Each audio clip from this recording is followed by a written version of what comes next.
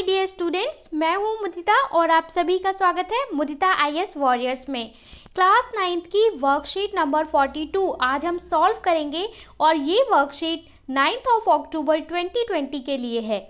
तो देख लेते हैं आज हमें क्या पढ़ना है। एक न्यू टॉपिक पढ़ना है, law of conservation of momentum. ये टॉपिक थोड़ा सा डिफिकल्ट है, लेकिन अगर आप ध्यान से समझेंगे तो आपको बहुत अच्छे से समझ में आ जाएगा। तो आपको इसे आज ध्यान से समझना है, law of conservation of momentum. थोड़ा सा ये फिजिक्स का टॉपिक है, इसलिए ये थोड़ा सा कॉन्सेप्चुअल है, यानी मैथमेटिकल फॉर्म में इसे हम समझेंगे। ज्ञान आ चुके हैं, जिज्ञासा आ चुकी है। आई होप मेरे सारे प्यारे स्टूडेंट्स, मेरे फेवरेट स्टूडेंट्स आ चुके होंगे क्लास में और अपनी attendance in the comment section mention भी कर चुके होंगे। चलिए शुरू करते हैं। ज्ञान पूछ रहे हैं, जिज्ञासा दीदी, why does gun recoil in backward direction when a bullet it is fired from it?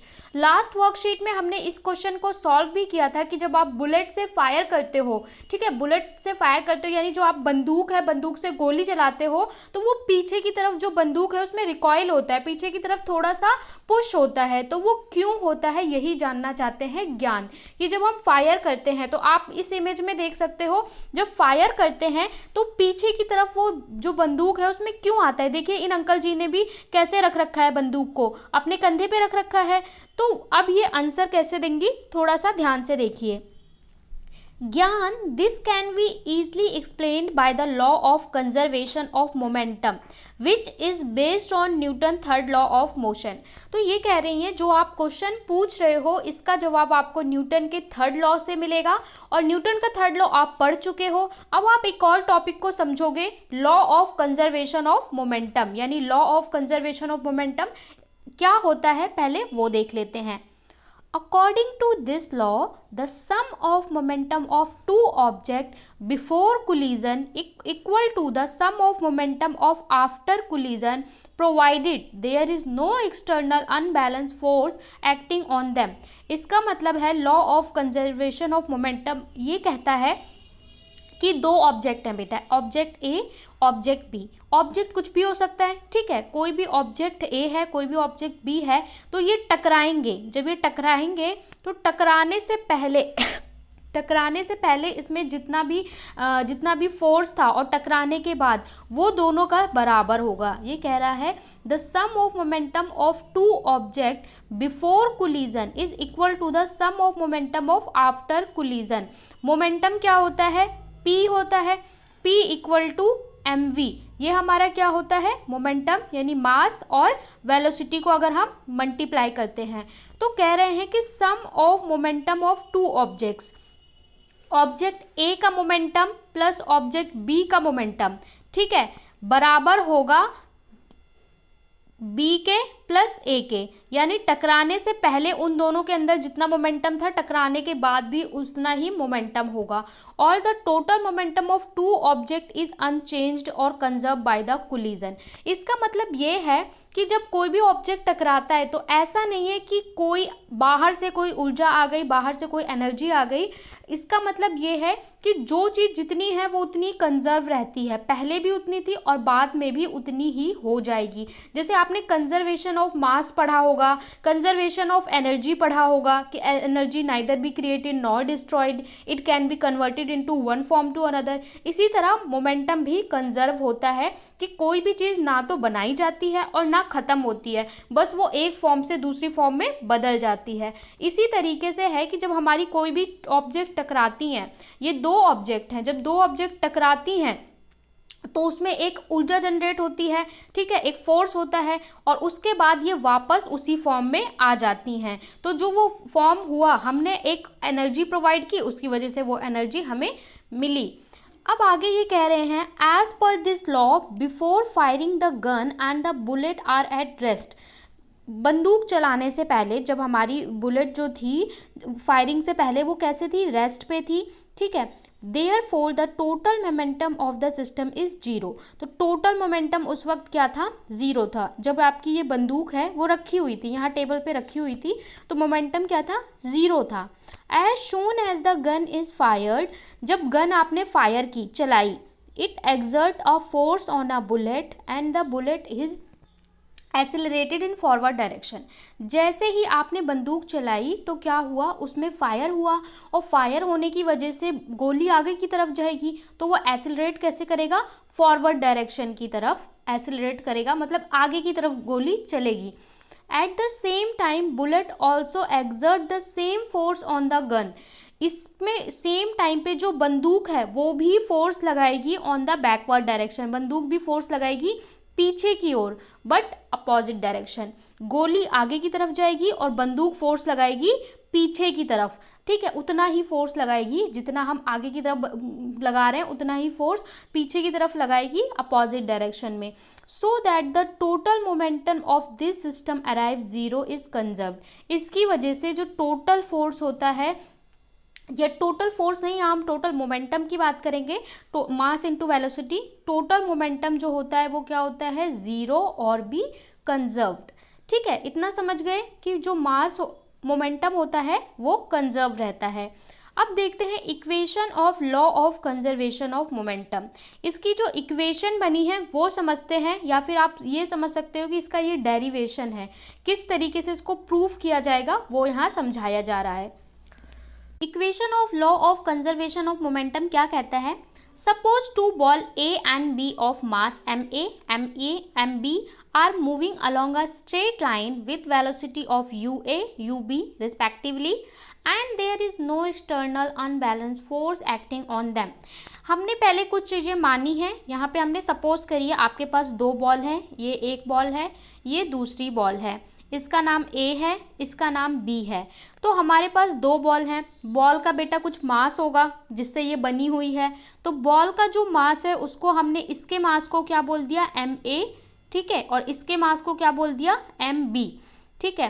इसके बाद इन्होंने कहा है कि दोनों के अंदर कोई वेलोसिटी होगी, वेलोसिटी मतलब जिससे ये रन करेंगे, तो वेलोसिटी तो पहले की बॉल की UA, ये इसकी वेलोसिटी होगी, और दूसरे की UB, ठीक है। A का जो भी, हमारी बॉल A का जो भी चीज़ होगा हम उसको A से दिखाएंगे, और B का जो भी चीज़ होगा हम उसको B से दिखाएंगे।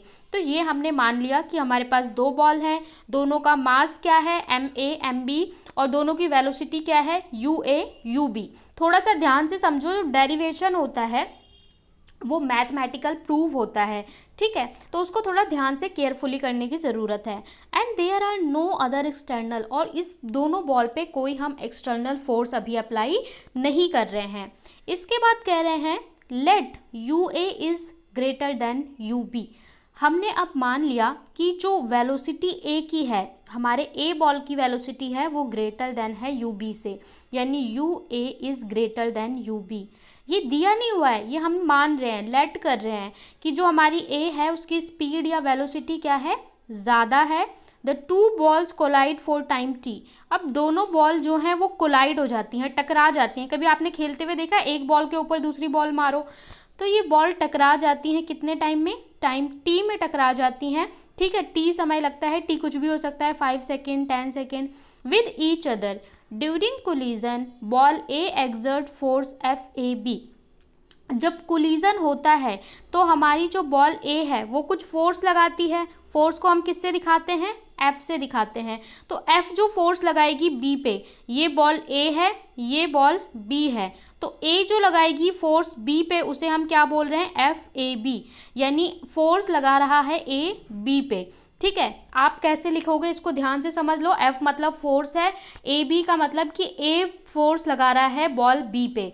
इसी तरीके से जब B A पे लगाएगा तो हम क्या लिखेंगे, तो हम लिखेंगे ऐसे ही, and the B exerts force FB, और जो बॉल B होगा वो कैसे लगाएगा, BA।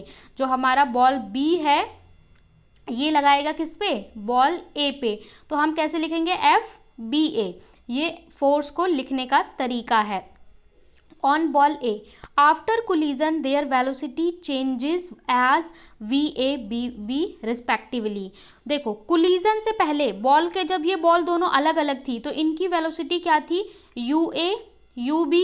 फिर जब ये बॉल टकरा जाती हैं तब इनकी वेलोसिटी क्या हो जाती है, VA VB। आपको पता है U मतलब क्या होता है, इनिशियल, और V मतलब क्या होता है, फाइनल वेलोसिटी।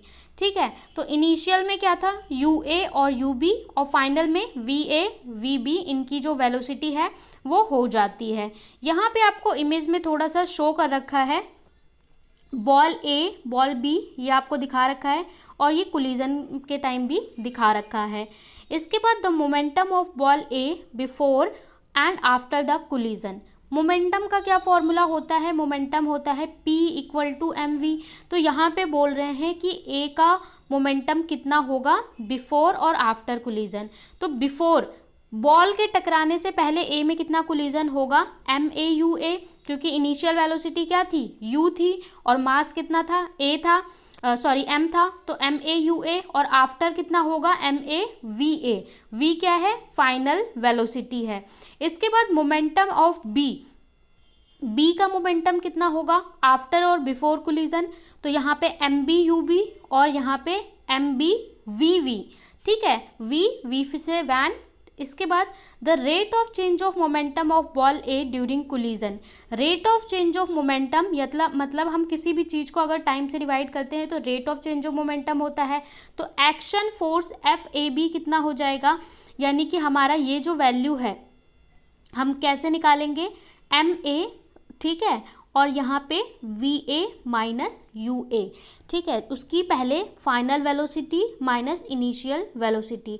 यहाँ पे हमारे पास ये दो इक्वेशन है, इसमें हम m कॉमन ले लेंगे, तो हमारे पास क्या हो जाएगा, VA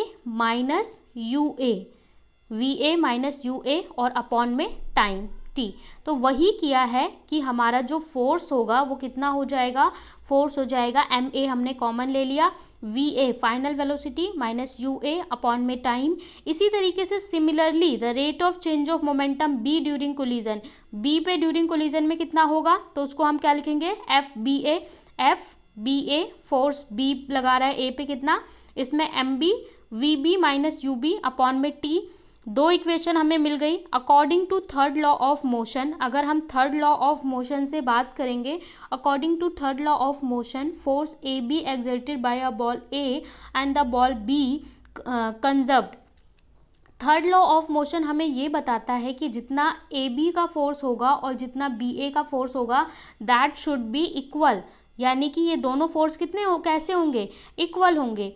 तो equal and opposite to each other, कैसे होंगे, इक्वल एंड अपोजिट। तो हम बोलेंगे FAB equal to minus FBA। What denotes it's this minus का मतलब है इन अपोजिट डायरेक्शन।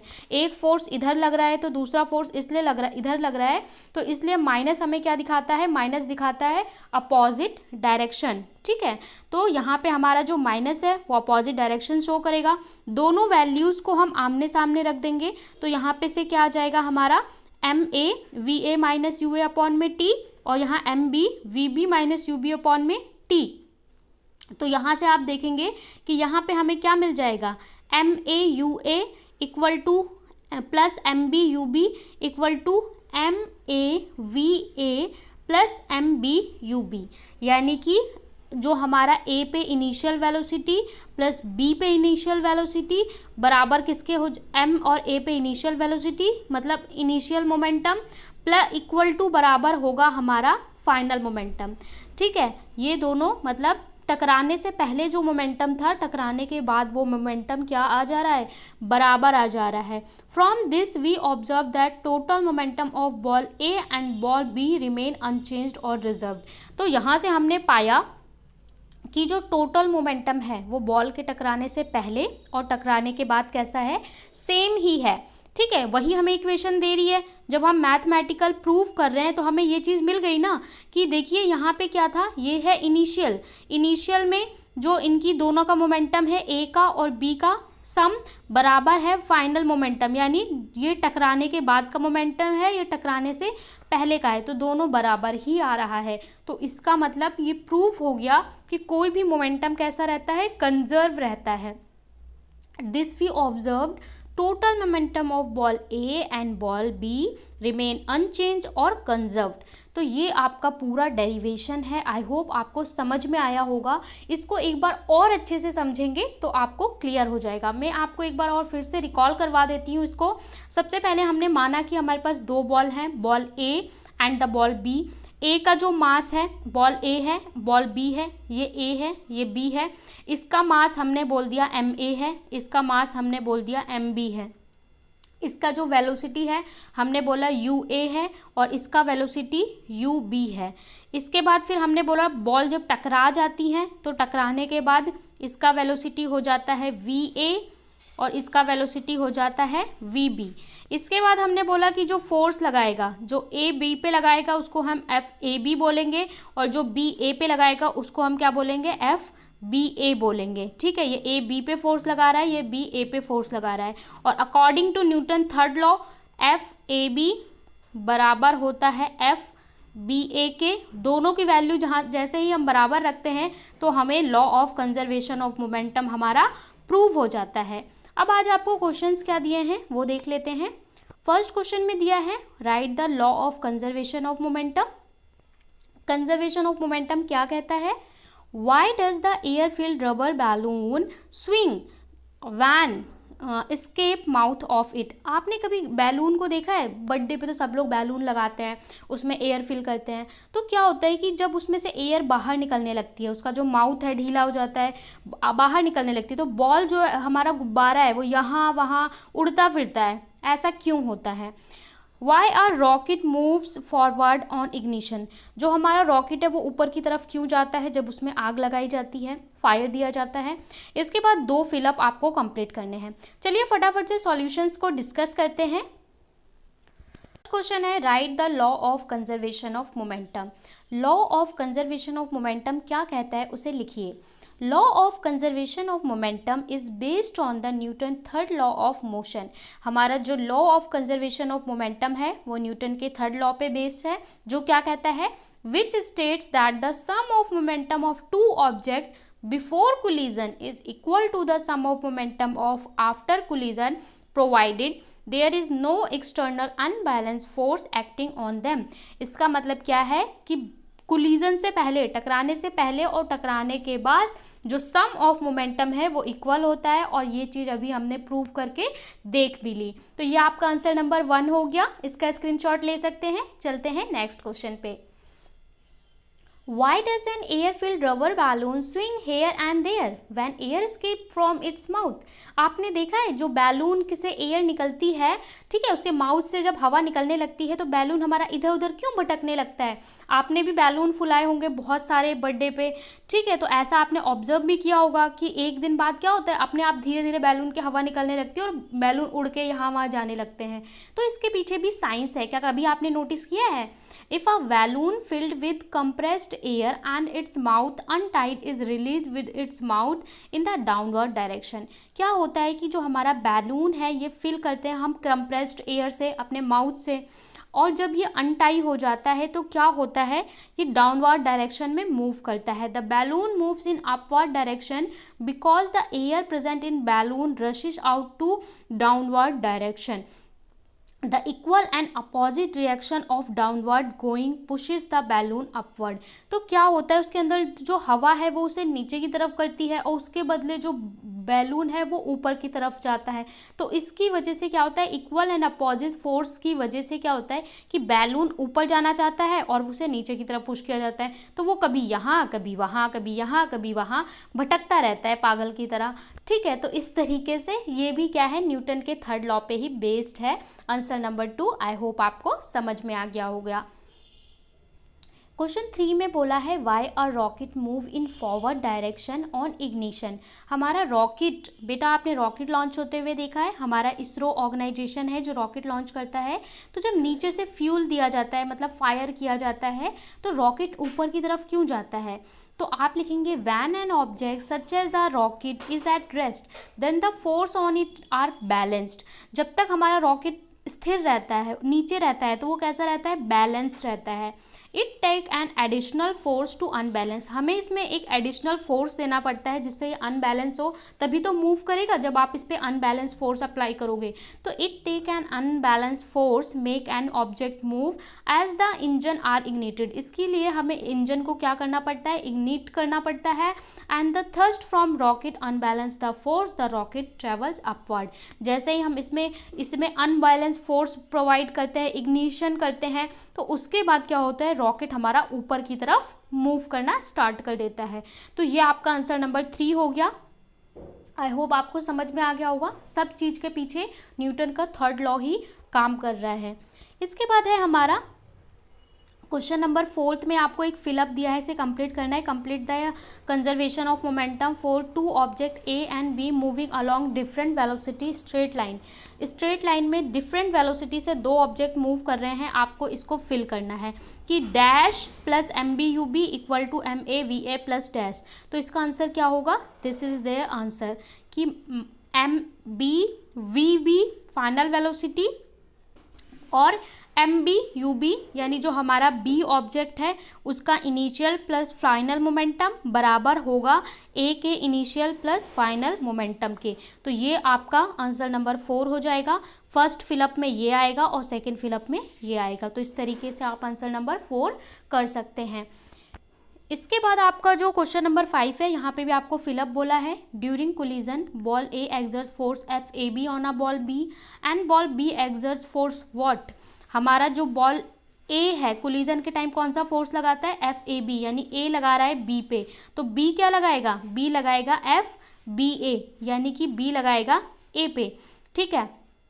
तो during collision ball A exert force F A B and the ball B exert force F B A, ये जो green colour से लिखा है ये फिलअप को मैंने फिल किया है, पहले फिलअप में आएगा ये। इसके बाद these two force must be, ये दोनों फोर्स हमेशा कैसे होंगे, equal and opposite to each other, मतलब हमेशा ये फोर्स बराबर होंगे लेकिन अपोजिट डायरेक्शन में होंगे। तो ये आपका आंसर नंबर 5 हो गया। इसको भी आप कॉपी में स्टेटमेंट में लिखेंगे और फिलअप यहाँ पे क्या डाल देंगे, ऐसे डैश डाल देंगे जैसे यहाँ पे डले हुए हैं, और उसके बाद इसे सॉल्व कर लेंगे। यहाँ पे हमने वर्कशीट नंबर 42 जो इस वीक की लास्ट साइंस की वर्कशीट है उसे सॉल्व कर लिया है। आई होप आपको न्यूटन के तीनों लॉ अच्छे से समझ में आ गए होंगे और पढ़ने में मज़ा आया होगा। और अगर आपको समझ में आता है तो लाइक करें, शेयर करें और चैनल को सब्सक्राइब कर लें, क्योंकि यहाँ पे आपको सारी वर्कशीट का सॉल्यूशन एक दिन पहले ही प्रोवाइड करा दिया जाता है और टेलीग्राम पे भी सारे सॉल्यूशन दे दिए जाते हैं। कोई भी डाउट और क्वेरी हो तो कमेंट सेक्शन में पूछ सकते हैं। Bye bye, take care, keep studying.